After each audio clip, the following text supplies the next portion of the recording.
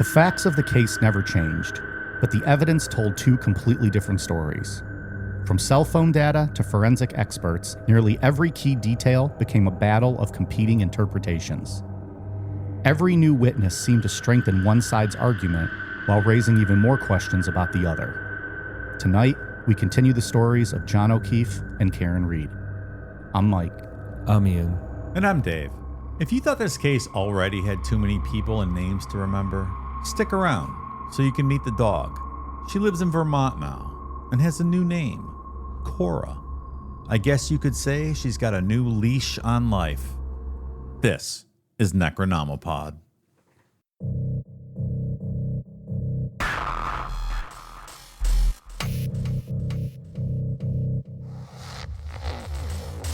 A 10th day of witness testimony was held Tuesday in the Karen Reed trial as her angry voicemails to John O'Keefe the night he died were played for jurors. Canton police officers and Massachusetts State Police investigators also took the stand. Prosecutors say Reed hit and killed O'Keefe with her SUV in January 2022 after a night of drinking and left him to die outside Brian Albert's home at 34 Fairview Road in Canton. Reed's attorneys argue that Brian Albert and two other men actually killed O'Keefe during a fight inside the home.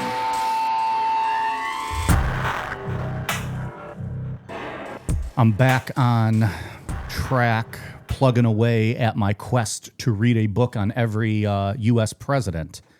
And I'm currently reading, I'm not doing, I think I've mentioned this before, in no order, kind of going all over wherever I want, because I don't want to get stuck getting bored with like the time periods. Sure. I like to jump around.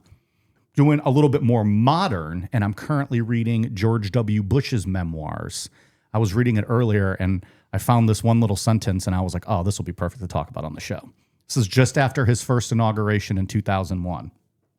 My first Oval Office decision was to replace the desk chair, a bizarre contraption that vibrated when plugged in. Fucking Bill Clinton had a vibrating chair so that when his cock was in Monica Lewinsky's mouth, he was just like, bzzz. She didn't even have to move her head. He's just fucking plugging around in there. Don't knock until you try it, bro. Fucking. That was his words? A bizarre, what was it? A bizarre contraption that vibrated when plugged in.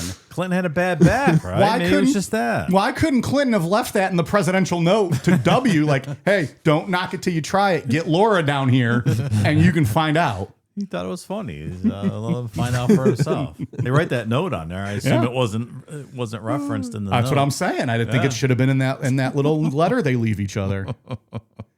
I bet Bill got one last blowjob in that chair before heading over and didn't even clean it up. I'm gonna leave this for W. Based on the amount of trouble he went through in that last year, that would be a very bold. What the fuck does he care? The fuck does he care? He's out of office. True, yeah.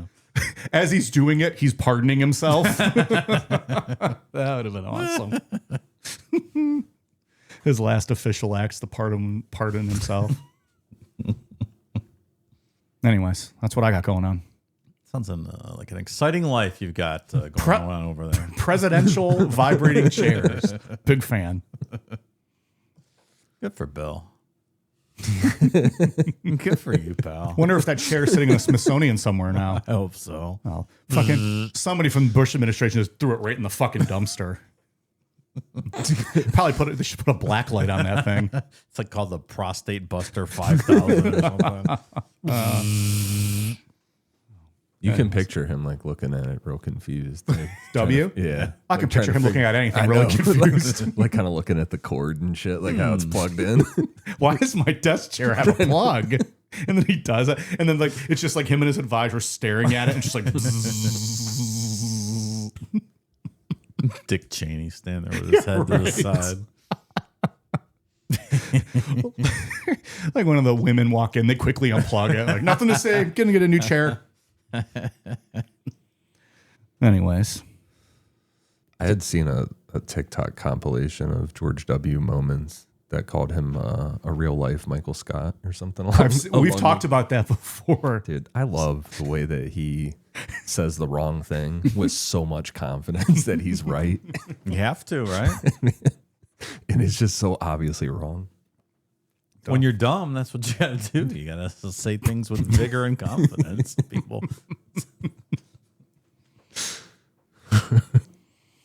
What else going on? Anything else new, fun, exciting? Still on the martinis, I see. Yeah, having a couple We've been martinis. on a big martini yeah. trend. I think it's my favorite. The other night, I had like 3 old fashions sitting out back in a fire, and all that sugar gave me a little bit of a hangover in the morning. I don't generally get hungover, but too much sugar will give you the headache. Yeah. Is that what does it? For me, I believe it is sugar. Yeah. Sugar is really the worst, I think. Yeah. Is that why wine then has such bad hangovers? Is that part of it? That could be. I guess so. Nothing quite like a wine hangover. Oh, it's so like just heavy. Yeah, it's pounding. Yeah. Hey, asshole. When you pop a few Percocets, you're back on your feet. right. Back on your feet in no time. Then you can have another glass of wine. Then you in can like have another 20 glass minutes. of wine. And you're Yeah. set. You're ready to go, man. And that's how you start Tuesday. 9 a.m. You got a Perkin cab buzz. Let's get on some Zoom calls. Hell yeah! Nothing wrong with that, brother. In my vibrating desk chair. You hold up the wine, it's like shaking over. You can't hold it still. When we did that live show, I was going to get some props and like a big pill bottle and put just a homemade label Percocet on it and set it out on the table next to a bottle of wine. Like, nah, I might get myself in trouble here. Yeah, it's a funny gimmick until it's Right. and until it's a serious problem and there needs to be interventions. Cleveland police arrested one of those Bone Thugs guys on stage at a House of Blues show years ago. So I don't know what's going on down there. For what? Outstanding warrant or something. That's bullshit. Right on stage. That's Bush League by that cop. That's Bush League. At least I think it was on stage. He fucked over all those people that paid to see that show. I know. Just wait till it's over. Come on, man. It's fucking Cleveland. You can arrest Bone Thugs on stage. That's true. They're exempt here.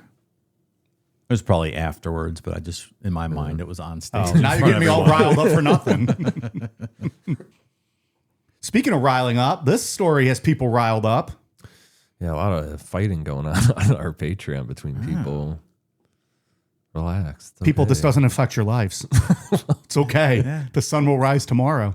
Karen Reed's going to get a big payout here. She'll be all right. Maybe the people that don't like her, probably don't love that, though. You probably do not. It seems about 50-50 on Patreon. I have my thoughts, but I don't have a true final thought yet on this case as we go through it. Yeah, I think the only thing I wanted to point out before, I know, Dave, you have a correction from last week, but like the only thing that I wanted to point out is like Karen Reed, the documentary is like her documentary. You know what I mean? Very slanted. That is yeah. She had the green light or the last say over that documentary and like what was put out. And she even herself said that it was her version of testifying. So Yeah. I think it's like a rare occasion that all three of us watched the documentary. Like that's not part of, we don't have a core, like this is what we have to do before we sit down to record. It's just whatever. This time we happened to all watch the documentary. So we had more to talk about like that. Just to get a little more insight. Yeah. I think people are a little worried that like that was all we were using. We're not like super pro Karen Reed or anything. Yeah. We referenced it, but it wasn't well, the sole source of information. Yeah. Right? You research the stories. You don't just watch the documentary and then go shoot from the hip on that. Yeah. You have actual research. We're going to tell the whole story. Give us time. Let the story play out and breathe. I mean, a lot of this is open to interpretation, how you view evidence or how you view findings in this case. And she has just as much right as anyone to put forth her story and give her not her opinion, but her version of what happened. So if we reference that's, I think people need to caution themselves not to confuse opinions for fact. Yeah. I think too, maybe I jumped the gun a little bit, or it seems like I was jumping the gun a little bit, like talking about Proctor's text and saying like that I would just be done if I was a juror. That doesn't mean my opinion is necessarily that Karen Reed is completely innocent, but just as a juror, I'm done. When that dude's talking like that, you know what I mean? I agree. If the lead prosecutor is that tainted, then that's an acquittal in my book. I agree. Yeah, but there's still a ton of evidence. Doesn't mean she didn't do it. Right. The best thing to do, if you have like prior knowledge of a case, when you listen to us, forget about it and just take the ride with us. Let us tell the story and then give our opinions. And then at the very end, if you're pissed at us, fine. But like, it's fucking part 1. And by the way, typical Ian, this will now be 3 parts. Yeah. By the got way. a little long. That's true. So just take the ride with us. Yeah, it got a little longer than I thought. Watching that documentary, even though it is Karen Reed's story, I change my mind every 15 minutes. Sure. Watching it. I'm going to change it 15 more before we even get to the topic tonight. And she's not a likable person. But Oh, that we've doesn't established mean, that. That doesn't mean she's guilty, though. Everyone in that documentary was so unlikable. I do have one thing I want to point out, though. Last week we talked about Brian Albert, the cop whose house all this happened at, 34 Fairview. And we Sleeping said in his that- Boll and Branch sheets. That guy, yeah. That's why he didn't want to get out of bed, that's because he was in right. his Boll and Branch sheets. Well, and we said he was a retired officer. He didn't retire until 2 years after this happened. So he's retired. When we're talking about it, he was an active Boston cop at the time. And Oh, yeah. not a major impact, but maybe it affects the way he's treated by local police at the time. I think quite possibly it could. So I think that's just a correction I wanted to make. I think that is a pretty big correction, right? Because if you're retired, what would it be? 2 years out? Yeah, at that point, if you're dealing with a younger cop, even they'd be like, "Fuck you, dude. You're retired. I'm not listening to you." Right, but if you're active, Boston sergeant who knows people, probably, I think there's going to be more kid gloves applied in your treatment of this person, and There's a dead body on your front yard. more Maybe you get out of reticence against searching your house and all those things we talked about. So I think it's relevant. Karen Reed could have hit and killed John O'Keefe, and it's still weird that dude stayed in bed and slept. Yeah. Those two things can be absolutely true at the same time. Yep. Yeah, I agree. 100 fucking percent. Right. Those dudes are out on the lawn taking charge. The guy's a fucking Boston sergeant. You tell me he's in the house letting local, I don't know if it's podunk or not, but letting local suburban police handle a murder investigation. Maybe a potential murder investigation. He was up late drinking the night before. Maybe he was waiting for the Percocet and red wine to kick in that morning, and it got out there too late. Perhaps, Mike. I will give you that a little bit. But when we talk about butt dials and text and it gets real searches that weird. we get into later, gets real it's very weird. suspect. Yep. I agree. It just is. She may very well have done this, but there's a lot of suspect behavior that points towards the opposite. Well, let's get into some of that. Sure, let's man. talk about it so that we can dive in. I want to learn. So the closest thing to a witness in this entire case is John's phone. The data says that after they parked, the phone sat still for a few minutes, logged a short burst of movement, something like 36 steps worth, and then it locked at 12:32 a.m. in 9 seconds. Then it flatlined for the next 6 hours. The phone also tracked its own battery temperature all night. It ran around 80 degrees all evening, like a phone sitting in a warm pocket. And then a little after 12:20, it started dropping, and it kept dropping down to 50 degrees by 1:36 a.m. And the last reading, a little after 6 in the morning, was 37. That's pretty cold. It was very cold. It's almost freezing. What's freezing? 32? Yep. 32. The state's digital forensic expert, a guy named Ian Whiffen, told the jury two things that really helped the prosecution. Hey, Ian. Ian Whiffen. I heard that was what your T-ball team called you. True or false? T-ball whiffing. That's even worse. Yeah, that's worse. The ball's just sitting there. Swoosh. Swoosh. Son, lower your back. Swoosh. God damn. I made that up. That's not true. He crushed his T-ball. I did. He's in the Gould T-ball Hall of Fame. So he said that the data suggested the phone never really left the area of the flagpole out on the front lawn. That's where John's body was found. And two, the phone's health app logged John climbing 3 flights of stairs at 12:22 that morning, but Whiffen testified at 12:22 the GPS still had the phone in the car over a half mile from the house, and that he tested his own phone and found that just riding in a car up a hill can log you as climbing stairs. That is definitely true. That stuff's fucking weird. Oh, That's yeah. really weird. So they were on their way driving to this house, perhaps, and Yeah, like I mean, like my watch. Like sometimes when I'm playing, like I'll be playing a video game, and all of a sudden I'll be like, "Oh, you got your stand goal for the day." I'm like, "Oh, thanks." So is that these kind things of are shit? not accurate? No. That But like, are those apps also like doing like your pulse and stuff? Or so like it could have been the driving. And what if he would have, like, before he left the bar, he downed a vodka Red Bull and now his like heart's pounding and he's in a car. Could that? Well, it's just his phone. It's not a watch, so it's I measuring going up and down. Yeah. It's not going to measure. So his it's not going to heartbeat. be anything directly related to him. I'm just saying it as like a comparison kind of thing. It's like these tracking devices, as far as like flights of stairs are concerned, aren't really Not good. always super accurate. Like even at like Apple Watches, they claim to be super accurate, but yeah, I'll get my stand goal when I'm just chilling. Yeah. I'm like, I'm You're definitely like, not fuck standing. yeah, nailed that one. Right. Yeah, time to stand up, motherfucker. I'm on the elliptical. I've been up for 20 minutes. What are you talking about? Yeah. So yeah, this dude, I don't know. This could go either way. Yeah. Can't tell. It's inadmissible. Yeah. No, it was admitted, but in my book, doesn't really prove anything. Public service warning, guys out there. If you got your Apple Watch on, you're gonna go be jerking off 2 a.m. Hit your goals. Your girlfriend's gonna be like, "Hey, I saw you were working out at 2 a.m. What are you doing?" So take that Apple Watch off. Yeah, that's what the girlfriend's going to suspect you're doing at 2 a.m. when you're not with her and you're hitting your goals. That's what they're going to think. Somebody out there go try it. Let me know how that works. I mean, when you're out doing cross America work, you take your watch off, right?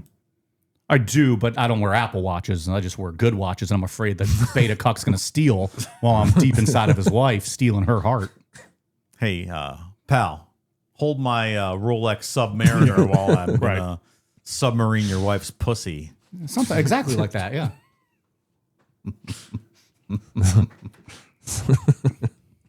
So the defense looked at that same cell phone data, and they saw the complete opposite. Those 36 steps right before the phone locked, they said that was John getting out of the car and walking up to the door, exactly like Karen had described. And they say that those 3 flights of stairs are exactly what they look like, real stairs inside 34 Fairview. On cross, they got Whiffen to agree that the phone data only tells a story when it's read correctly, that somebody other than John could have unlocked the phone with Face ID, and that he never checked whether anybody else like did that or was registered on that. Yeah, I mean, anyone can have your phone fucking around out there. It doesn't really prove anything. It's a piece of the puzzle, if you will. The autopsy is a whole fight and debate of its own. We kind of talked about his You mean he injuries. was he sat up and was fighting back during the Yeah, autopsy? yeah. Swinging. Medical examiner had to fucking choke him out just to subdue him and cut him open. Jesus. God damn it, just die. I'm trying to do my job. The thing that killed John was a serious injury to the back of his head. There was a deep laceration on the back right of the skull, fractures underneath it, and bleeding on the brain.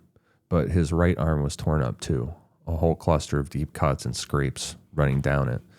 On top of that, he had 2 black eyes, a cut over his right eye, some scrapes on his nose, a bruised right hand, and a scraped knee. The medical examiner wrote the cause of death as those head injuries plus hypothermia, so the cold was part of it. But there's a second box on that form, the manner of death, the one that says accident, homicide, or suicide. She left that blank. She marked it undetermined, and later testified that she just didn't have enough to say whether those injuries came from an accident or not. She also testified that she looked at John's legs and found no impact site down there at all. Like there's a scrape on the knee, but nothing to her that looked like a car bumper would have clipped him. You should have had my guy. He'd have marked a suicide for sure. Yeah, I'm sure he would have, Mr. President. I forgot we had him in earlier, so now he's just going to sit around the whole episode. He's smoking his cigar in the corner, just listening. No, I'm sitting in my vibrating chair, get my prostate going. Let's go. I'll be here for the duration, fellas. Jerking off, my prostate get massaged. Reading George W.'s stupid ass book. Guy sort of Bill's still salty. He threw that chair away. Didn't have the decency to at least send it back to him. I wanted that back. Remember Remember that imbecile did mission accomplished from the war starting. Got flight deck like he's in a flight suit. What an asshole. On cross-examination, she gave the defense a little bit more. She agreed that nothing in her autopsy report ever discussed whether John's injuries were consistent with a car accident. She agreed that the mechanical CPR machine used on John that morning could explain some of his internal injuries. On redirect, the state brought out that before she ever did the autopsy, she'd told Karen that she reportedly said, quote, "I hit him out on the lawn." And there was one more medical opinion that was in the mix here, a review of an armed forces medical examiner that described the pictures of John's injuries as, quote, "nonspecific and may be the result of a variety of different mechanisms." That is wide open. Reasonable doubt, right? To me, at least, this is the weirdest part of some of this that just kind of makes me kind of raise my eyebrow, I guess. Those cuts on his arm are where the defense's forensic pathologist, a woman named Dr. Elizabeth Laposada, who spent 12 years as Rhode Island's chief medical examiner, comes in. Is that even a state, Rhode Island? It's so small. It's something. I've been there. Have you? Yeah. I've never been to Rhode Island. I have been to Rhode Island. Is it cool? Visited 2 colleges there. That was where they put me up in a Red Roof Inn. So no, my answer is no. That's not cool. That's also the one I've talked about it before, but like you can't just like drive down the street like to get to somewhere. You have to go the opposite way to turn around and then come back. Okay. Like there was like, I don't know if it was a Burger King or a McDonald's, but like I couldn't drive to it, even though it was like maybe 500 feet to like my left. I had to go out on the road to go right to get off the roadway, turn around, and then go back the opposite way. And then the same thing going back. Like I had to go further away, turn around, and come back. I don't know. It was real fucking Man, weird. fuck Rhode Island. Yeah. You know what? I wish they just fall into the ocean. You know, I know I said this last year, but this year I'm really doing a New England road trip Yeah. in October. So I'm going to Okay. stop by Rhode Island. Are you, though? I will validate what you've told us here Good this luck. evening. Oh, you're going to get real frustrated with some of that. Maybe just stick with the actual interstate. You'll be all right. So this pathologist told the jury that the wounds on John's arm looked to her like a patterned animal bite, something made by canine teeth. The judge wouldn't let her say the word dog outright in front of the jury, but she was allowed to say that the injuries were consistent with an animal bite. And she went further. In her opinion, John did not get those fatal head injuries out on the lawn at all. Whoa. Her version was a fall. It was a very hard fall, straight back onto something with a ridge on it and something with like irregularity to it, not a flat surface and not a frozen ground either, which she said, quote, "can be hard, but it doesn't fit the pattern. If he'd gone down on the lawn, she'd have expected grass down in the wound or the crisscross print of flattened grass, but there was none of that." Like the edge of a table in the house, perhaps, if someone were to punch you and you fell down, or someone were to push you accidentally. A knuckle sandwich, and then you fall and crack your cranium. And like dogs get protective during fights and like could bite someone's arm. And misconstrued what was happening and thought they maybe were attacking the owner. Sergeant Brian Albert, active duty, Boston police sergeant. And maybe they actually dragged you down while biting your arm to protect you. In a shoving match, perhaps. Such a fucking thing with this case, right? Is because you can see a world where Karen hit him. But then when you look at the autopsy, he's like, how the fuck did he get all those injuries then? It's a lot of injuries. Yeah, that's the one thing that really throws it for me, I think. That arm is so weird. I remember thinking when they show the picture of it in the documentary that to me it didn't look anything at all like animal bites. No? You don't think It so? just looked like scratches. She's a medical expert. I'm not. But it just like I felt like there would have been more like punctures and piercing. This just looked like scratches. Like almost if like a cat kind of scratched her. I agree 100%. And could that be I'm out on the lawn and raccoons come by or something, just investigating Something like that, what's going maybe. on and scratching at you? Yeah. I agree. It does not look like dog bites. Yeah, that I remember that was my first thought was like, well, this lady seems to know what she's talking about, but it didn't look like it to me. Yeah, I don't know. I can't think of like other dog bites to ever compare it to, like thinking of it. But it doesn't look like something that would have happened to him from being hit by a car. You know what I mean? Like you said, a raccoon after the fact or something, but Yeah, because it also didn't look like it would be like a road rash. Right. Like if you got hit and slid. It does. It looks like a raccoon or some smaller animal maybe scratched at you. After the fact, perhaps. After the fact. After you perhaps got hit by a car and were laying out on a lawn. In a hypothetical scenario where your drunk psycho girlfriend hit you with her car and you were bleeding out on a lawn, a raccoon might have come by. It's winter. They're hungry. I agree. That's all hypothetical, though. Very hypothetical. But we'll get to the backing up at 34 miles an hour later in the story. So we have Can't that wait. to look forward to because everyone backs up at 34 miles an hour, right?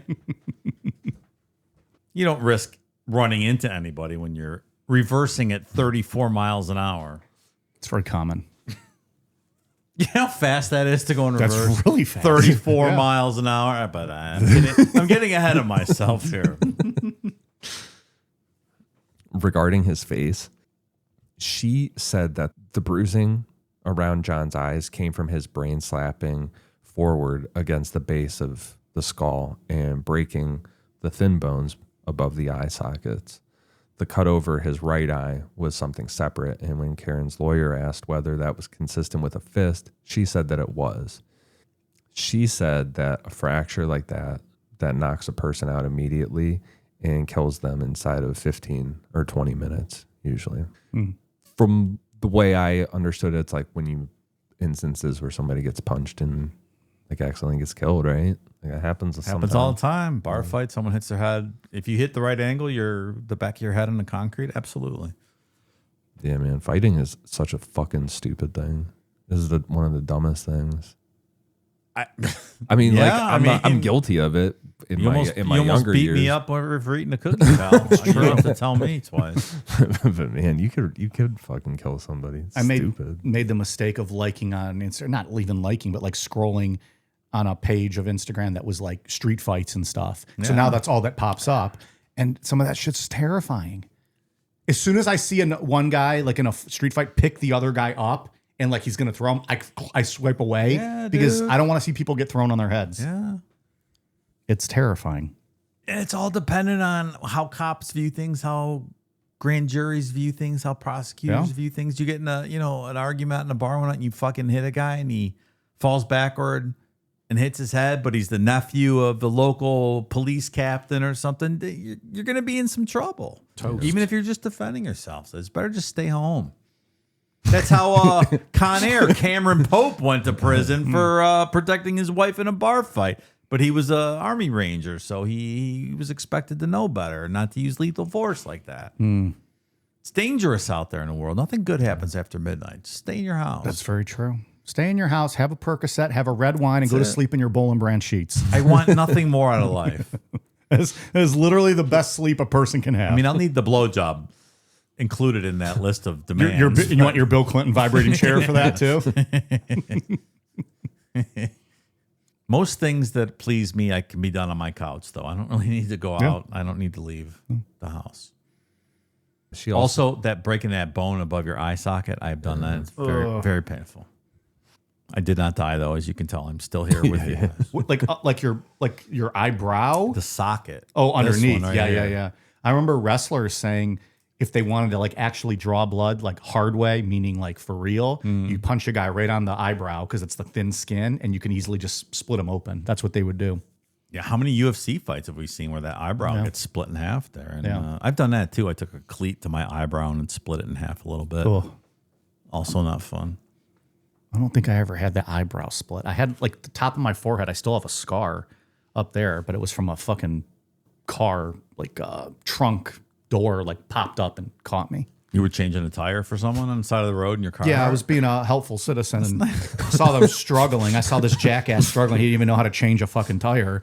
So I pulled over and offered to help, and he popped open this back trunk and it split me open. I still finished. I had blood dripping down my face, but yeah.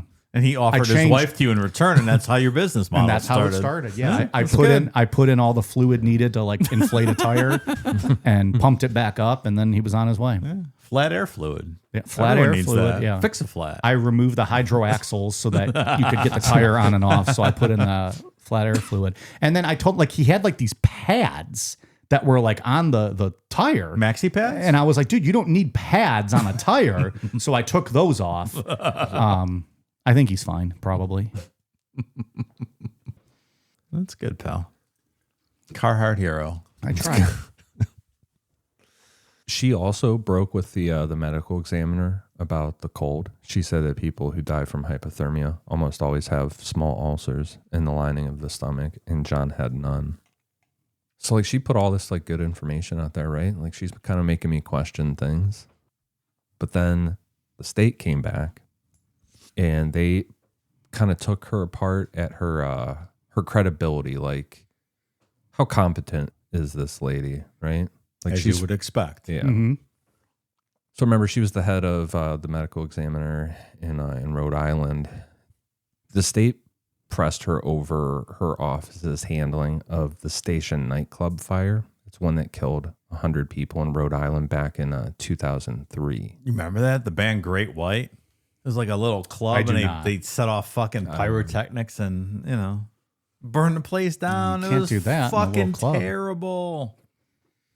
Great White. Can you imagine dying at a Great White concert? Nope.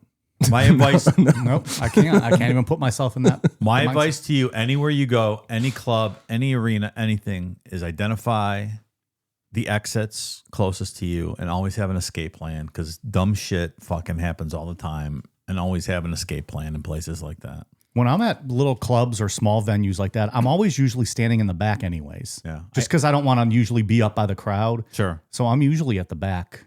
You can always breathe better. I always find an escape way, and just know advice. that if something happens, you've got a plan on how to get out of there. Because like people, they got stampeded, and you get places like this, and the doors open inwards. Yeah. So like just nonsense like that. It's just a clusterfuck, and you get stampeded, and people fall down, and you get trampled, and don't ever let yourself get caught in something like that. Especially a Great White. Jesus Christ. Die at a Kiss show, not a fucking There you Great go. White show. Their pyrotechnics are worth dying for. Been listening to a lot of 80s Kiss recently. Good shit. Yeah. Yeah. You know, Great White opened for Kiss on the Revenge tour, I believe. Were you at that one? I was not. Oh. Were you? I was like 5 years old. No, it's probably like 6 or 7, but still. I saw Great White and Tesla co-headline a tour 1989. That's the only time I saw Great White, I think. You were there for Tesla? I was there for Tesla, yes. Okay. That's all 80s talk. That's all I have. I saw Tesla at the casino here a couple months ago too, and they're much older, as am I, and it was okay. They still sound good? They sounded okay. Yeah. Right. Yeah. In this day and age, I think for bands that old, like I would take just okay. Yeah, it's fine. Some of them are just atrocious.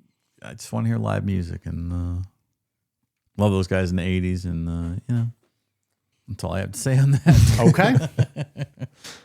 So this lady, right? She seems super credible.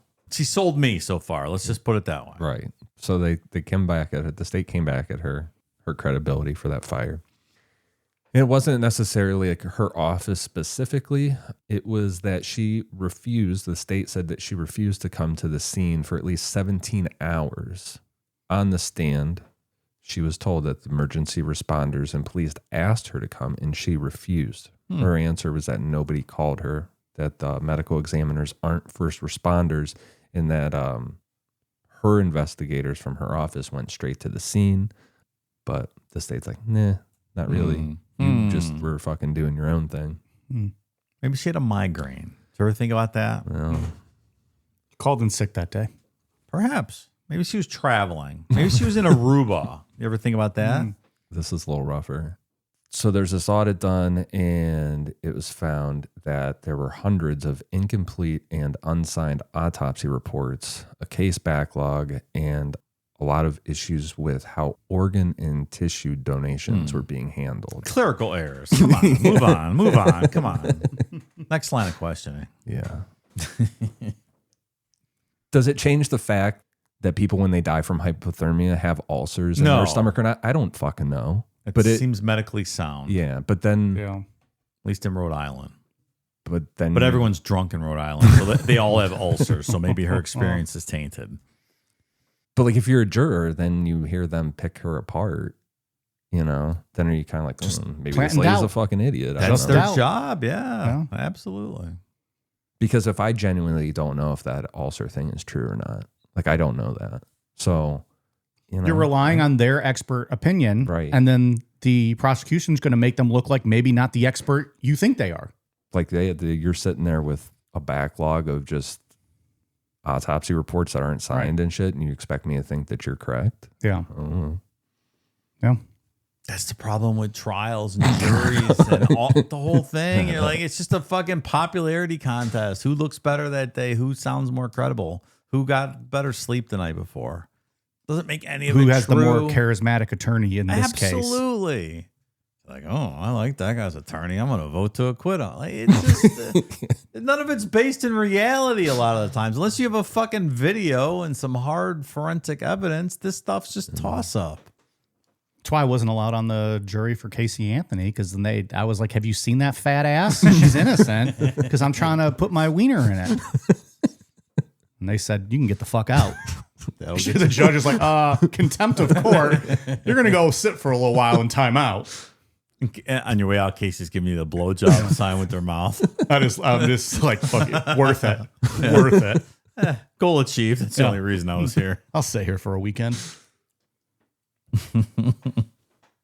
that thin fracture we were talking about, how she said that the fracture in his skull couldn't have happened from the frozen ground. Yeah. More of like an edge, a jagged Right. edge, a sharp edge. The state had their own neurosurgeon that came in and just said the absolute opposite. Oh, sure. Yeah, wow. The jury's like, oh, fuck us. So now that brings us to John's arm, those injuries, and the dog. The Alberts owned, so that's the house that everything took place at. They owned a German Shepherd named Chloe. And the defense's theory is that Chloe is what tore up John's arm. About 4 months after John died in May of 2022, the Alberts rehomed Chloe and shipped her off to live in Vermont. And then the next year in 2023, they sold that house and then moved out of Canton. That's sus. So regarding the dog, Nicole Albert testified that Chloe had gotten out of the backyard that May, something that had happened a few times before, and it got into a fight with another dog. The dog's owner reached in to pull the two of them apart, and she got hurt doing it, she being the dog's owner. So they're admitting the dog's aggressive. Right. And It got into a fight. They're saying it. it may have been protecting itself from the other dog, and every sane person in the world knows you don't put your hand and try to get between two dogs fighting. Yeah, but it got out of their backyard. That's their fault. That is their fault. It doesn't Yeah. necessarily make the dog aggressive. I'm not saying the dog. I'm not saying the dog was aggressive to human. The dog broke out, and the way I'm taking it is charged another dog that was walking by. Maybe the dog was just out and the other dog attacked them, is what I'm saying. To me, But this dog got out. yeah, to me, this is you All don't know dogs how want to freedom. handle your dog. That's how I agree well, with that. Yeah, Yeah. I agree. And if Well, you don't I know guess how I'm you reading- handle your dog, then your dog could bite a human And if they're that maybe walked into your house unexpectedly. and if your dog was innocent, I don't think you would get rid of it. Like innocent as not the aggressor in that. They probably were like, this dog's aggressive because it attacked another dog. That's what I'm saying she's admitting to. No? Is she not admitting that? That's how I interpreted it. They got rid of the dog because it was getting into fights. I think once your dog gets laid, well, let's go through the rest of this first, because I think that there's extenuating circumstances, perhaps. So this lady got bit trying to separate the dogs. The Alberts offered to pay her medical bills. And Nicole Albert said that when she started calling around about rehoming a dog that goes after other dogs, what she kept hearing back was that Chloe would probably have to be put down. So she went back to the woman in Texas that they had adopted Chloe from 7 years earlier. And that woman found somebody in Vermont who lived alone on a big piece of property. So that's where Chloe lives now, named Cora. You mean to tell me that dog went from having to live in Rhode Island and now living in Vermont? It's an upgrade. Yeah. That is an upgrade of that dog's life. Whip Pro. Just like Henry Hill, she's having, but noodles and ketchup instead of linguine and gravy. All I'm saying is that when your dog gets identified as a biter, there's potential bad things that could happen. I don't disagree. I just interpreted that as her saying the dog was fighting other dogs. She was saying it was an aggressive dog. It broke out of the backyard. I don't know how specific what she said, but if a dog breaks out of a backyard and then is in a fight with another dog, I'm assuming that dog was the aggressor because it was broke out and charged another dog. Perhaps. The person getting involved, I don't hold any weight to that. Yeah. You shouldn't be probably sticking your hands in there. Like my beloved Sammy, who is no longer on the planet, one time at a family function, some fucking jerk off. My dog did not like people it didn't know and did not like certain people who were assholes. And it was, this person came in the house that was aggressively barking at this person because this person was in fact an asshole and my dog was a good judge of character. This person, being an asshole, reached their hand into my dog's face and she bit him. Wasn't an aggressive dog that went after people. Yeah. She was protecting her personal space. But then I get that. pay for this jerk off's medical bills. And I had to quarantine her because they reached out to the county, whatever, as a dog. But she didn't attack anyone. She wasn't the aggressor. This dickhead reached his hand into my dog's personal space. I don't think the story always tell. I agree with what different you're circumstances saying. Sometimes. It's that, but That's those all. sound like different scenarios. He was in Sure. her home. I'm just saying Yeah. dogs like to escape. Doesn't necessarily mean this dog was aggressive going out and biting people. And when someone sticks their hand in a dog's face, they should expect to be bitten because they're a fucking idiot. Yeah, I agree with the people part for sure on that. Yeah, that for sure. And like, I'm not even saying. You should probably get a bigger fence if you got a German Shepherd that can just bust out. That is true. German Shepherds require an extra level of vigilance. You Yeah. cannot let your German Shepherd out. I would agree with that. German Shepherds will fuck someone up. So you got to be careful. Also, if a German Shepherd's barking at you, don't put your hand in their face Also that. because you are asking to get bit. And you are a dumbass. I don't put my hand ever in a dog's face. Like just even one that's not barking. Like I'm No. very hesitant with like that being You my gotta be first careful. move. That being said, if Chloe attacked your dog and the person who got bit was trying to protect their dog, I can 100% see that as well. I'm It's just like saying- a person's protecting their own dog. Sure, and that's how No, they got I bit. get. I'm not. Yeah, I agree. Well, yeah, that's like how I'm looking at the situation is like there was one time years ago, a big dog got away from their owner. Like this person was trying to take their dog in their house. I might get some shit from dog people here, but I'm an animal lover. Everybody knows that for me. But, this person was like, they had this big ass fucking dog trying to take it up in the house and it was barking. And they were in their driveway walking, and I was walking my golden retriever Max. Like nothing was wrong. Like we were just doing our own thing. And this dog got away from the lady and like drug her down the fucking driveway and came out like unprovoked and attacked Max for no reason. Yeah. And I fucking stomped that dog like I was Seth Rollins, man. I like came flying in and stomped it as hard as I 100%. fucking could. And it turned into a whole thing, but You were protecting your dog who was just minding his own business and was Exactly. just being a sweetheart.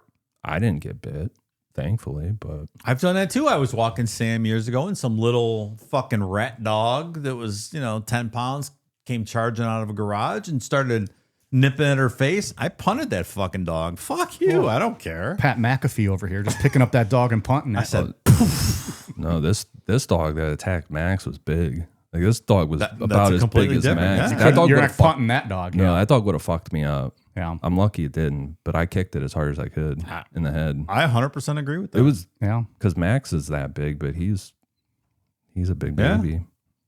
So I didn't mean to get us in the weeds on just one simple No, thing. Well, I think it is. This is what juries do, though, right? And now they go and debate every Yeah. single. I'm just saying there's multiple scenarios and these kinds of things that could have happened and Yeah. who could be the aggressor and who was passive and what actually happened. Yeah. It's just different ways to view things. Nicole said on the stand about the dog. said, quote, "If she is ever needed for anything, we know where she is. But when the defense asked for the paperwork showing where the dog actually was, they never got it." Well, it's witness protection. You know. So I don't know. They testified that the dog was fine around people. She just didn't like other dogs, and she had a history of biting other dogs, which that's fine. Which that's the aggression I was speaking about earlier. Right. Yeah. But it is suspicious when the defense raises this issue and they all of a sudden get rid of their dog. And Yeah. I don't know. It's suspicious. It adds up, just like everything else. But also, those marks on his arm didn't look like a fucking dog. So They could have been a dog scratch. Could have been a scratch. To me, but I'm not a Rhode Island medical examiner. They did not look like dog She canine said bites. She They look said like bites. scratches. Yeah. Yeah. Do they maybe not look as crazy because he had presumably had a coat on? Could be. Maybe. You know, that like Could be. padded some of that. Was it Sure. raking your teeth versus, puncture marks? But I guess we could, you would have a coat that would probably have some damage to it then. Yeah, that's true. Well, those dirty cops got rid of it when they drug him outside and put him in the snow by the flagpole, Mike. So regarding the house, how they sold the house, they said that move had been in the works since the fall of 2021 because The day after they found John. because the market was good and because Brian's brother had just sold his own place. The house did sell in April of 2023 for $905,000. Solid. Yeah. You seen that house? Did I see it? Yeah. Yeah, I didn't see like any of the inside. That's a of it. $300,000 house in our neighborhood. Yeah. I don't remember it. Like, It's just a regular Yeah, house. just Maybe looked like this. 350 if it didn't have a corpse in the front yard at one point. Right. That's those Northeast New England prices.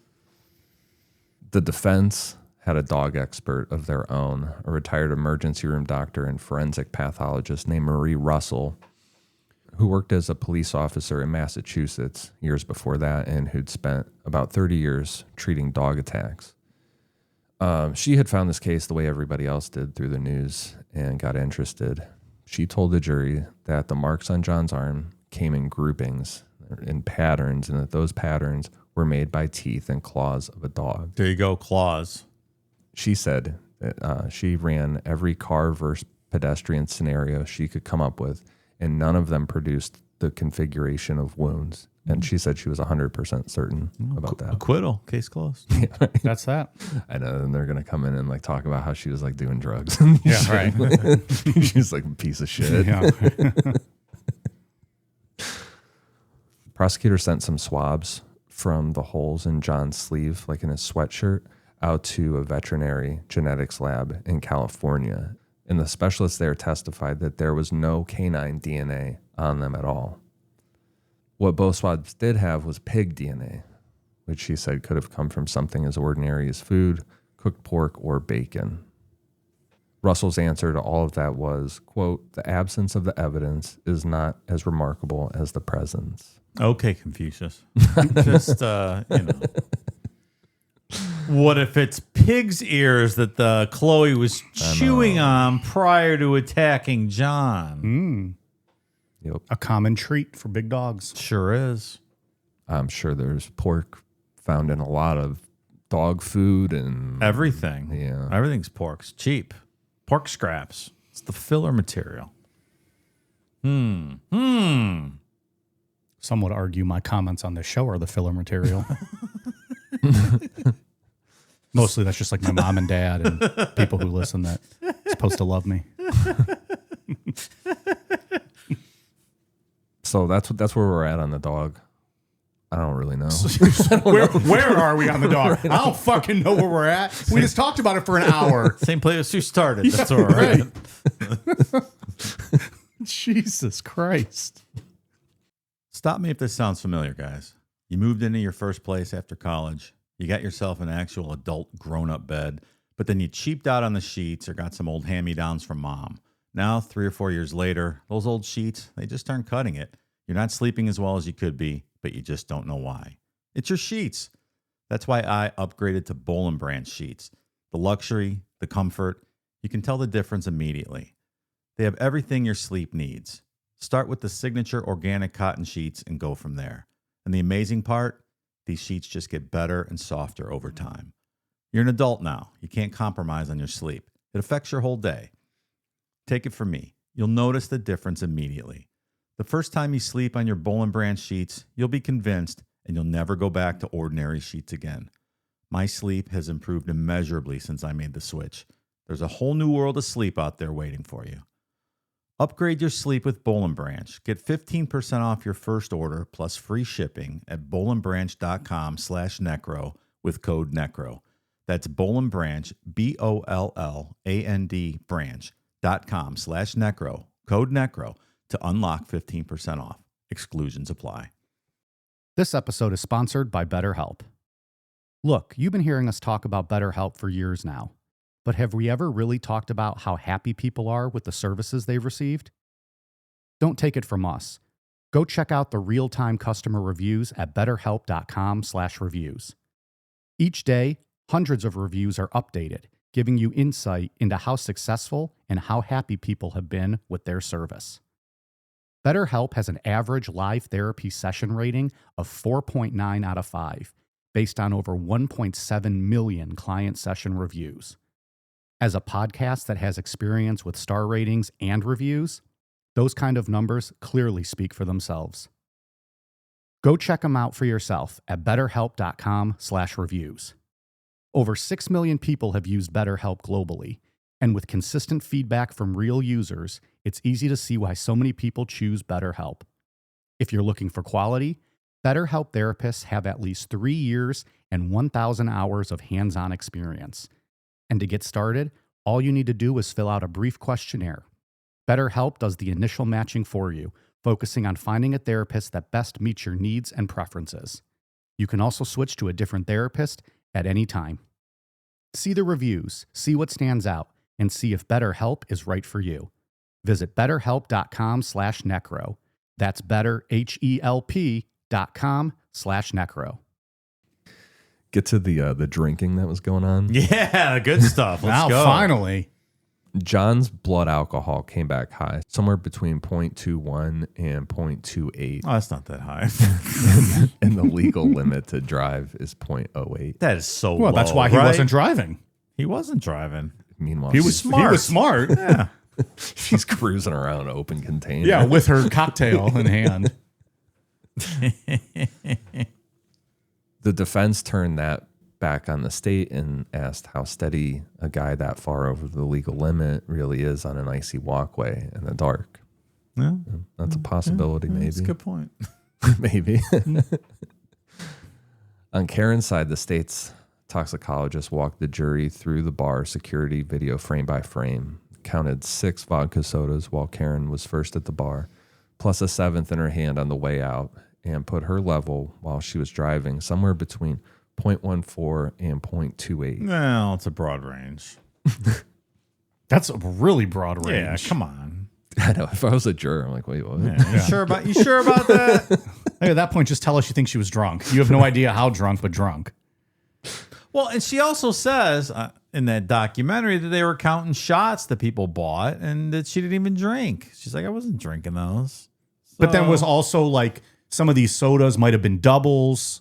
Like, right, it was questionable, like what she was actually drinking. It's hard to measure just based on video evidence like that. She might have had 6 vodka sodas, but how many vodkas were in each drink was also questioned. It's an interesting kind of legal, I don't even know if it's a conundrum or whatever the state finds themselves in, but like proving she was drunk is a big part of what they have to do here. And video evidence of just showing people getting served drinks is not evidence. Right. Yeah. In fact, I was at I was going to bring it up, but I didn't want to throw you under the bus, so I'm glad you did. a couple of weeks ago, a month ago, whatever. We were at a Wrecking Crew brewery, our local brewery out here, Mike and and I can't drink as much as I once could. I had a 20-ounce beer. And I ordered another one. Perhaps I shouldn't have. I'm like, there's no way I can finish that. So took it back up there. Thought they'd be nice. I'm like, sorry, these fucking ladies just open fired on him. Margaret and it was Riley, the our funniest bartenders, fucking thing. calling me a bitch in front of the whole, the whole place was not called for. These women, like half your age, 20 years younger than you, just fucking tearing you up. They're like, oh, he can't finish the beer. Oh, is that too much for him? I was dying laughing. They fucking ripped it. It was character assassination. They assassinated Dave Namapod. They did. It wasn't fair. Next time to go to the bathroom and dump it out next time. Well, I will tell you, a couple weeks later, I found myself in the same situation. He didn't learn. He still ordered another. I never learned. I did the same thing, but however, this time I faked a phone call. Nice. And said, I'm going to go out and take this call. I walked outside out of range around the corner. I dumped my beer all over the ground, came back in, and avoided such confrontation. I sure hope you didn't bring them ants when you dumped that beer out, pal. Not my problem. It's going to be when they all listen to this. They're going to start spitting in your beer. Sometimes I get full and I can't finish my beer. And you tried to turn it in, fuck. and you were fucking mocked. I don't care what you have to It say. was so funny. Oh. So, she could have been pouring out drinks. 100%. Just because you have her on video holding a drink doesn't mean she was drinking it. Not even a little bit. It's not like it's on video like Don Vito and those shots of schnapps that he was doing. It was like 46 shots of schnapps. Projectile vomit. It's the most aggressive puking I've ever seen in my life. Vile. All right. Anyways. Rest in peace, pedophile Don Vito. I forgot he was a pedophile at the end, He got in right? trouble for something, Oh, right? really? Big time shit. something. Yeah. Yeah. Well, I didn't know that. Now it's not funny anymore. All right.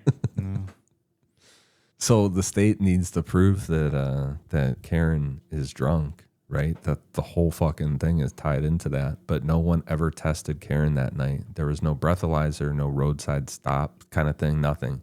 The only measurement in this entire case regarding like her drinking came out of a blood draw at the hospital at 8 minutes past 9 the next morning. So that's more than 8 hours after she had driven. And that one came right back around the legal limit. Again, as a jury, that doesn't change whether or not she could have hit him or not, but like that's a huge fuck up. Yeah. Karen's the kind of girl that's not past her to have had a Bloody Mary when she got back up in the morning and started this chain of events. Karen can drink. Karen has an extra large tolerance for a woman that weighs 100 pounds like she does. Defense attorney Dave Namapod over here. I've always heard people suggest this as a possible defense, that if you get pulled over and you're drunk, jump out of your car and start chugging a bottle of whiskey in view of the cop outside the car, because then they can't prove you were drunk before they pulled you over. That's why you should always have an open bottle of whiskey That's right. next to you in the car when going anywhere, especially if you've been drinking. That's just to drive home the point that Karen may have drank that morning, Yeah. because she's clearly an alcoholic. Also, people don't drink and drive. I was kidding. That's also good advice, Mike. Thanks, pal. In a day of Uber and DoorDash, come on. DoorDash, Uber and Lyft, also DoorDash still. They can bring the food to you. You don't need to drive. So the taillight that we talked about last week is what the state's whole physical case leaned on. Karen's right rear taillight was cracked, and the theory is that it shattered when she backed into John. A forensic scientist testified that she took recovered pieces of red and clear plastic and fit them back into the housing on Karen's car. There was also testimony about a strand of John's hair being found on the back of the vehicle, and there was DNA on the light itself. A lab pulled a 3-person mixture off of the broken taillight, and the analyst put odds on it that it was 740 non-alien times more likely that John was part of that mixture than it came from 3 strangers. Like, so non-alien is a number, like how Google's a number with 100 zeros, and non-alien is a number with 30 zeros after it. So that is a very large number that they're representing. They seem very sure. Very sure, yes. Well, you're part of a lot of 3-person mixtures, Mike. Does that seem like an awfully big number to you? It certainly does. Yeah. But we sign legal paperwork ahead of time, but usually I don't even have to worry about that. There's a lot of kids out there that were the product of a 3-person mixture. Yeah, right. The beta sperm never makes its way through, so That's true. you're the legal parent. Well, it is the dominant sperm. Yeah. There could be flukes every now and then, I suppose. Maybe 740 non-illion to 1, but still. Who named these things non-illion? I don't know. It's got to be a weird, like a really big, weird number. Yeah, that's a weird number. Like if you've just never heard of it before. Yeah. Maybe it was somebody who was eating naan at the time. And they're like, this could be a number. It's delicious. Yeah. So remember last week we talked about like that little tap on the Ring camera when Karen clipped John's parked Chevy at 5:07 that morning, right? Right after she had a double Bloody Mary. Yep. The two sides couldn't agree on whether that's where the crack came from. The defense's whole position is that the taillight was basically intact right after the night John died and that the pieces found out on the lawn got put there. Both sides read the timeline of those pieces in opposite directions. When they cleared the lawn that first morning with the leaf blower, they turned up a broken cocktail glass, but no taillight. It wasn't until that afternoon that the first few pieces of taillight showed up. Then more and more of them kept surfacing out of the snow over the next several days as it melted. Some of them found by the Canton police chief himself. The state says that's just how it works. The pieces emerge as the snow goes down. Like that's how snow melts. Is that how snow melts? I was always confused about that. All right.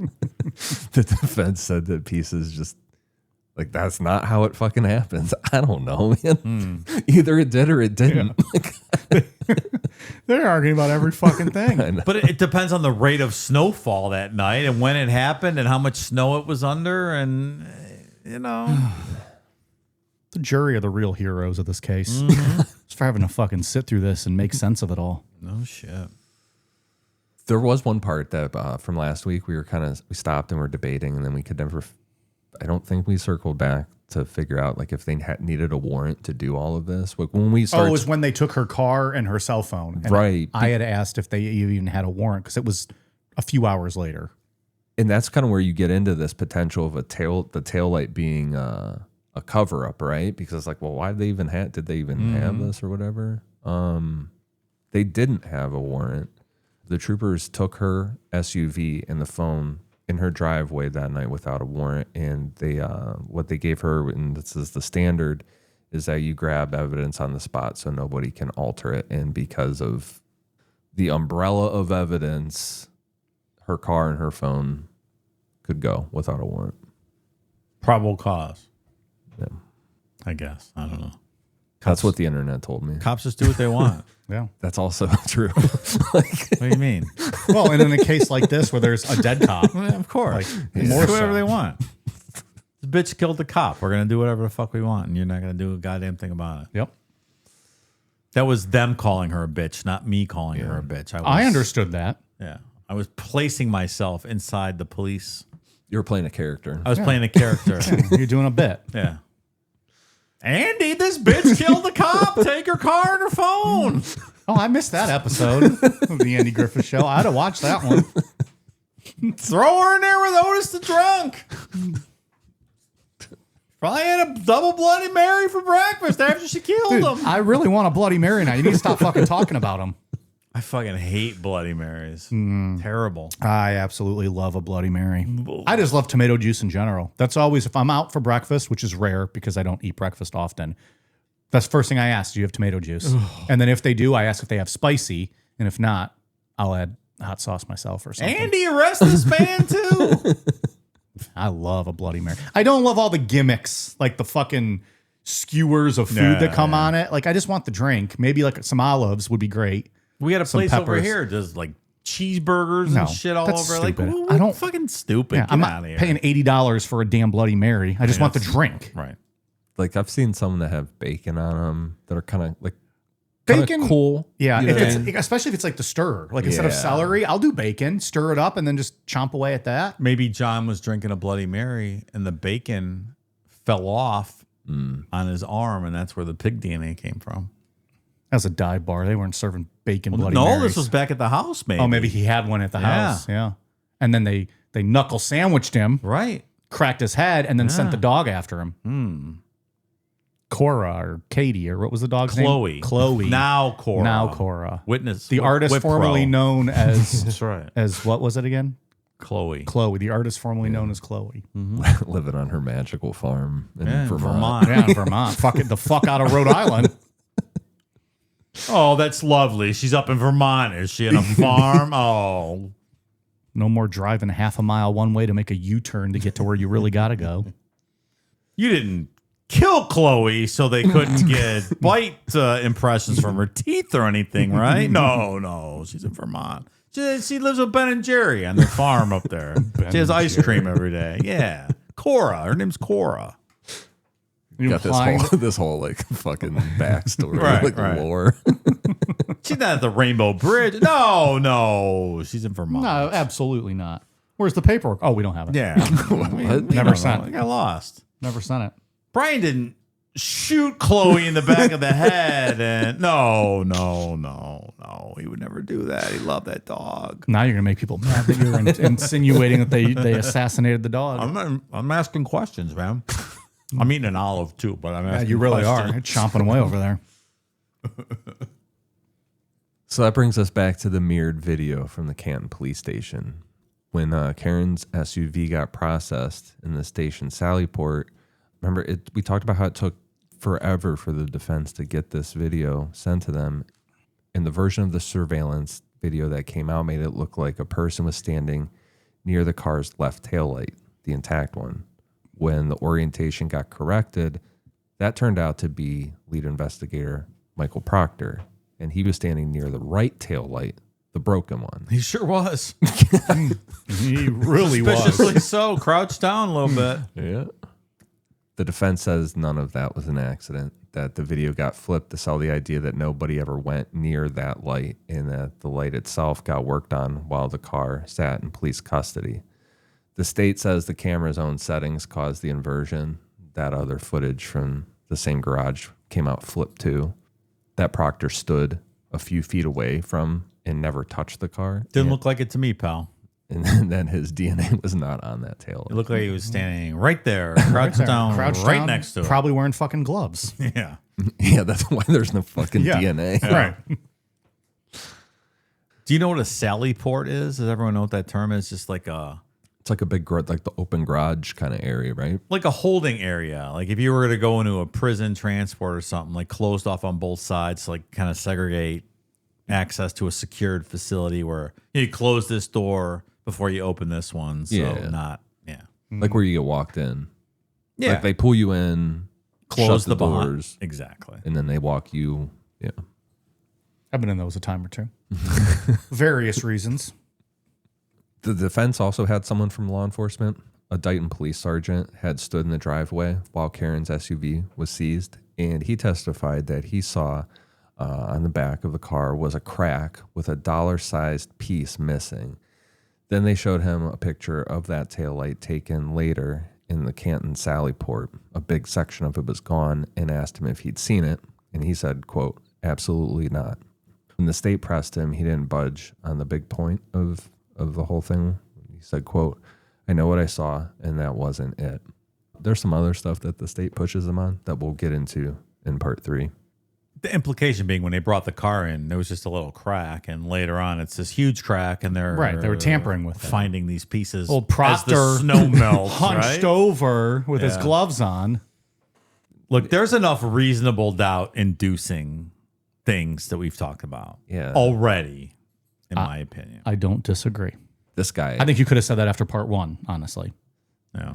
this is a big one for me if I'm a juror, right? This guy saying, a police officer saying, sitting up there saying, no, Because now you have one of them. right. And he's saying, no, that I saw it the way I saw it. And then you have the other dude on the flip side, right? Yeah. Proctor reading about looking for nudes and stuff. Right. So, come on. It's already over. Like, this Right. case is over. Come on. Yeah. Again, nothing to do with whether she did it or not, but just Yeah. Right. If you're legally speaking, this is absurd. there's way too many questions. All right, guys, we solved it. Good work. Yeah, We'll be back next week with something new we'll fix. I hope we will, pal. We always do. Half the time. Another big debate during trial was the crash experts. The Justice Department had been looking into how the DA's office handled this whole thing. And part of that, they brought in a forensic engineering firm called ARCA, ARCCA, to do the crash reconstruction. I was very disappointed. I thought that it was going to be like a UFO thing where they would it would stand for something cool. Nope. Nothing, huh? Nothing. It's just ARCA Incorporated. It's weird as shit. I don't like that one bit. Yeah, right? It's very unsettling. Like, what do you mean? Like, what is this? Where did you get that name from? Like they're all uppercase letters. That has to mean that's an acronym for something. Not okay. Yeah, what the fuck are we doing? This is abuse of the English language. What is it? A really cool company Called ARCA. that might be.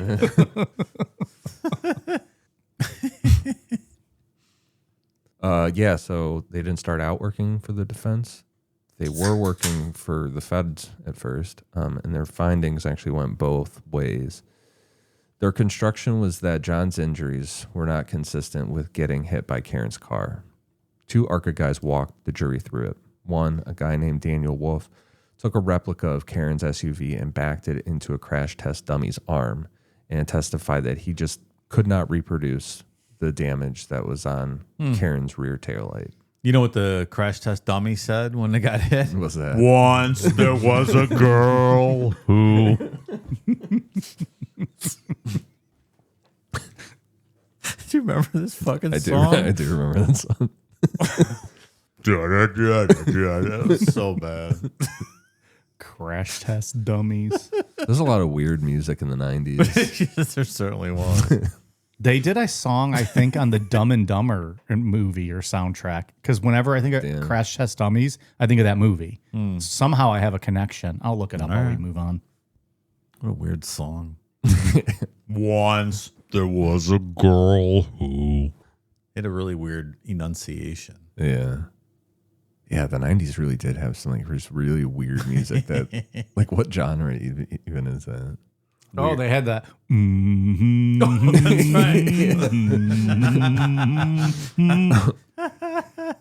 They had a few songs on the other one. That's right. The other one was the Ballad of Peter Pumpkinhead. No, that's XTC, isn't it? This was done by the Crash Test Dummies and Ellen Reed. That's a XTC song, I think. Maybe they did a cover of it. I don't know, but that's right. What great lyricists. Mm-hmm. It's just you when you're eating a really good pasta. Yeah, I know that song, Ballad of Peter Pumpkinhead. Now I'm really curious about that. You can get to the bottom of it for us? I'm gonna. I'll come back to you guys later. So the other guy was a biochemist named Andrew Rensler.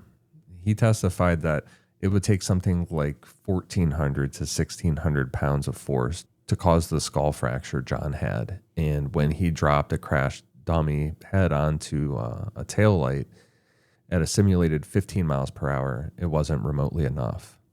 He said, quote, it just really wasn't possible to get that skull fracture. Can't get much clearer than that, Yeah, right? right. That was a cover from an old XTC song. Okay.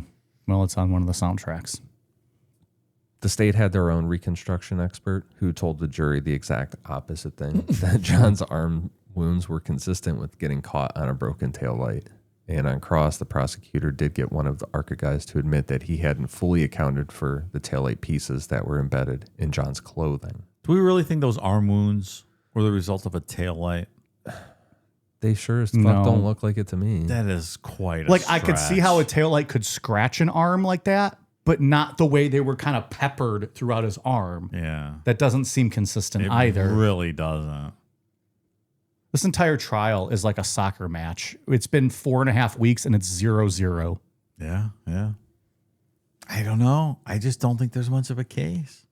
Not with the evidence that they're kind of spotlighting. It doesn't really prove to me what I think they want it to. I agree with you. I think we're going to get up into some stuff here in a second, but You're just waiting on those fucking butt dials, pal. There's also some issues that we'll get into next week with ARCA in between some stuff. I wrote this like it was going to be 2 parts, and I was like, nope, this has to be 3. So there's like peek behind the curtain. There's some stuff here we're like trimming to put into next week. Because it'll make sense in the storytelling. Right.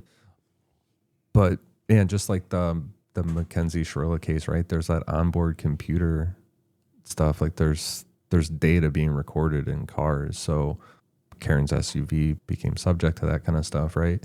The state's read on that data was very specific. They said her Lexus rolled forward 34 feet, then backed up 53 feet at 74% throttle in a burst that lines up with the window when John's phone went still. I said 34 earlier, 24. Still pretty fast. That's pretty in fucking reverse. Right? That's slamming on the pedal. Yes. Could it be like that night that Ian and I almost died in the blizzard? Oh, for fuck's sake. Could she have been like stuck in snow and was throttling it up to just try to get some traction and maybe like spinning tires type thing? That's, yes. Just throwing it out. It was heavy snow that night. Like you're hammering it, you finally break free. And because you could, if that sense, you could be 74% throttle. That doesn't mean you're going 24 miles an hour. You're spinning your tires. But it's measuring GPS distance, right? Based on Oh, the is that what computer. it was? Yeah. But that's not to say that when you finally break free, you're at full throttle and you take off until you slam. Right. Because she wants us to believe John went in the house, never came back out. She got pissy. And she left. And she left. And if you're saying what you're saying is she's rocking back and forth trying to get out of the snow. You want to do an angry drive away. Okay. But you can't. Like a slamming a door exit. You want to do a speed off, but then the fucking snow's there. Mm-hmm. Yeah. You spinning tires. Right. I'm not saying I believe that. I'm just throwing out an alternative theory here. This was 10, 15 minutes after John went in the house, right? That she waited out there allegedly. Mm-hmm. There would be no way to prove whether or not this was true because all that snow was coming down and then they were using a snow blower. So there were no tracks of anything. That's true. So, you know. Okay.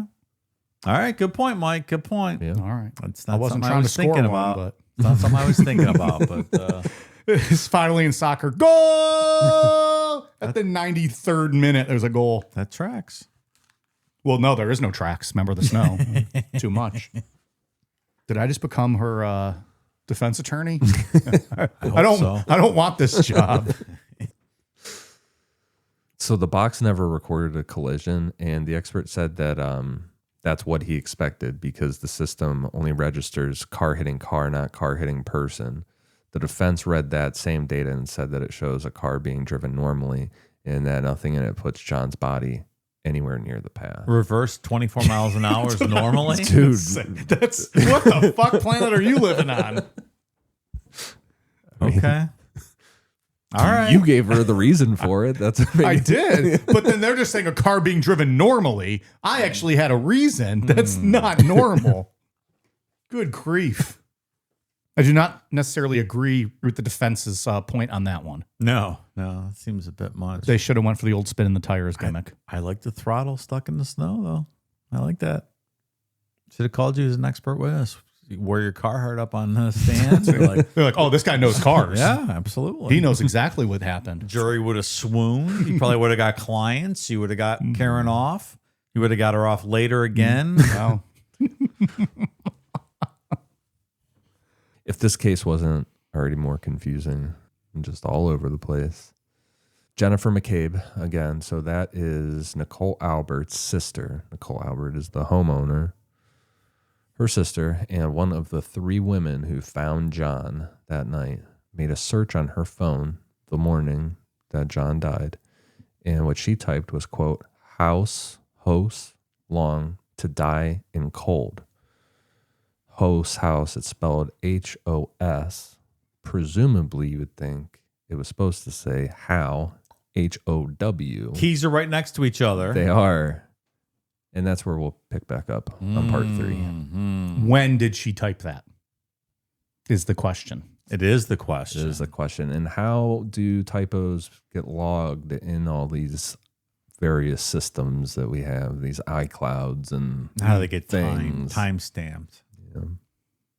How about It's a that? hell of a cliffhanger.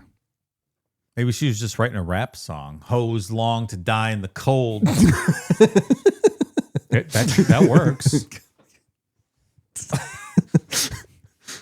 Hose long to die in the cold because they pussies have too many folds. How about that? Good stuff. It's not the worst rap lyric I've ever See? heard. That's what I'm saying. All right. That was a good one. We got through a lot of evidence and courtroom shit there. A lot going on here. Do you have an opinion one way or the other as of today? I'm back and forth myself. I know, I've not yet definitively decided What are you asking? Whether or not she did it, whether or you whether think or not she you did it or not. Okay. That's really the only debate I have anymore, because Same. as far as, you know, like the court or whatever is concerned, I don't think you can present a case like this with investigators like this and think you're going to get a guilty verdict. There's no way you can convict her. It's absurd Yeah. based on what I've heard so far. So Yeah. yeah, I agree with that. I will say I'm with you guys. From the beginning and even still up to now, I lean towards I think she did it. But you can't convict her for it. And then even if she did it, I'm not sure if it was truly intentional or like a drunken kind of accident type. That I don't know. I kind of think she did it too. Yeah. Yeah. I think there could be a world where she doesn't even know that she did it either. because she was that's drinking. kind of what I'm leaning towards. Like, Yeah. I think she hit him with her car. That's what I'm leaning towards. But then was it intentional? Was it malicious? Was it with the intent to kill him? Was it a spur of the moment, like angry, I'm flying out of here thing? I don't know. I think they got there, and I think she was drunk, obviously. And I think they argued about whether she wanted to go home and fuck or whatever it was, and John wanted to stay and party. And they argued and they screamed, and he got out of the car, and she tried to back She's up jealous in a fury, history, yeah. and got the throttle stuck or whatever in the snow, and capped him by accident backing up because he. So you wanted think to accident? stay. I think it was think probably an accident. I don't think Okay. she tried to run him over. But that's where I'm at. I think she backed up in a fury. Fuck you, John. You're saying whatever. And I think she hit him, and I don't know if he crawled to this spot where he ended up dying or. I don't know. Interesting. That's where I'm at currently. I may change my It's a current opinion. update, yeah. Nobody fucking roast us over this shit yet. We're figuring it out. But there's so many variables. Like a lot of things could have happened. But I think that's the most logical Occam's razor explanation for what happened. I don't think a cop hanging out with a bunch of other cops went into a house and they killed him. Like that just seems. I don't think he would have been killed on anything that happened to him is an accident. Just some accident. Yeah. If he died, but if those cops, if he was responsible, like if he died in the house, it was an accident and they just put him out on the lawn. Yeah, that makes sense, but that seems like a stretch. That seems like a defense theory that you could use to plant in the jury's head. I don't typically, but there's a don't lot know. of shady. There is a behavior. lot. There I is a agree. lot. And then every time I think about that, I'm like, oh, I'm wrong. Like they did it. But I just agree. overview. When we get into that next week, I may change There's my a mind. lot. Yeah, I agree too. Is it possible she accidentally hit him? He fell to the ground, and then a bear came and clawed him to death, Dave? Absolutely. There's black bears Probably up, is a up bear. in New England. That could happen. It was a bear, I think. But then we're getting into all this FKR bullshit next week, which is fucking wacky, right? Yeah. Yeah, that again, it takes a turn again where you start losing the whole conversation. Turtle Boy. Yeah, Listen, we all reserve the right to completely do a 180 next week. Yeah. yeah, I very well might. I might do it at 2 hours from now when I'm sitting at home rethinking all of It's this. my interim position. I'm thinking aloud here. Yep. I tell you what, though, a new book came out today on this case. Yeah, that's interesting. And I ordered it. I'm going to read it this week. All right. So I will provide my expert analysis based on what I've read in this book next week. And I wonder we'll if see. yours will have, that changes my mind. Electric chairs behind the Resolute desk. I hope so. promotes prostate health and good thinking. What is the theme of the book? Is it just like an unbiased view of the case? I think it's supposed to be, yes. Yeah. I haven't cracked it open yet, but You already got it? I did. It was one of those like next day type. I put it on my Kindle. That's not something I want on my bookshelf. Stop it. I don't need this on my bookshelf, pal. I don't know. It shows that you study true crime, pal. You do it for a living. I'm not displaying this. I bought the, I haven't read it, but I bought the Lauren Spire, the Indiana girl. I bought that book. Okay. It's still sitting there, but I'll read it one day. That case was intriguing. Nice. I look forward to hearing how that is. Yeah. Yeah, that could be a new perspective and maybe just turns us one way. I'm going to insert myself as a potential expert next week. How about that yeah. role reversal, I mean, fuckers? you're going to be as credible as anyone else we fucking talked about today, right? They can't even fucking agree on anything. Like, oh, well, what about this small tidbit? How many pages is the book? You know, I didn't even look. Okay. Just I blind buy. think I can manage. We'll see. Well, I don't know. A new Spielberg movie might come out and you're going to watch that. All right. Well, I would say anything else, but we have a whole part 3 coming, so maybe we'll save it for that. I feel like we're in a good spot here. Dave, what do you got for us on the old Patreon? Thank you to new patrons. That's a tough one. Giddy Cole. It's a foreign name, and I'm quite sure I'm not pronouncing it properly, so I apologize, but it's my best effort. Lucas Bartran, Jessica Glass, Cameron Scott, that huge tit chick from Coraline. You guys know what this is? I don't even know. No. I mean, I know them. I know the movie. That reference escapes me, but hopefully you guys know. I know the movie Coraline. I don't know. Is it a porno? That's a Tim Burton movie, right? Yeah, I'm assuming. I've never seen that. I'm laughing because I'm assuming it's a character from that movie. Chris, Jaden De Herrera, Sophia Otis, Verkasalt, not Veruca Salt, Verkasalt. Unless it's a typo, then it's Veruca Salt. Susan C. Turner, LPCC-S. Sounds like fancy initials and accreditation of some sort. Professional designation. Abby Mitchell, Gunnar Lee, Alyssa Shepard, Josh, Alexandria Hart Butler, Christopher DeMori, Angela Bell, Brenda Fowler, Eloped Jackalope, Stephen Taylor, and Chase. Thank you, new patrons. Welcome aboard. Good stuff. Ian, what do you got on your end? On Patreon, we just did a poll episode, which is a 2-parter. Texarkana Moonlight Murders. That's right. One, yeah. It's another one kind of just halfway through, like, oh, well, this needs to be 2 parts because this is really long. It's a really interesting one. Yeah. So that won the poll. So we're in the middle of that series. Super, super interesting. We have an Art Beltier stream coming up. Paranormal stories coming up at the end of the month, or actually just in a couple of days here. People are going to call in with their paranormal stories and we will react to them. Hello. Much in the vein of Art Bell. Yeah. Oh, we can have the fax lines open that night? Yeah, we'll open them up for people. We get some good bumper music going. Just get kicked off fucking YouTube. Yeah, that's probably not a smart idea on YouTube. Probably shouldn't do that. But yeah, and then we have a wrestling show coming up this month. It's going to be a controversial figure. Yeah. And another one that I liked as a child, only to grow up and have my my feelings hurt real bad when you find out they're a piece of shit. Yeah, that happens a lot with stuff. Yeah, I have some good childhood Mike stories for this one. That could be any number of people. Yes, it could be. Wrestlers or just people in general? Yeah, probably both. Sure, Yeah, all the both. above. Okay. But since it's a wrestling show, it's that.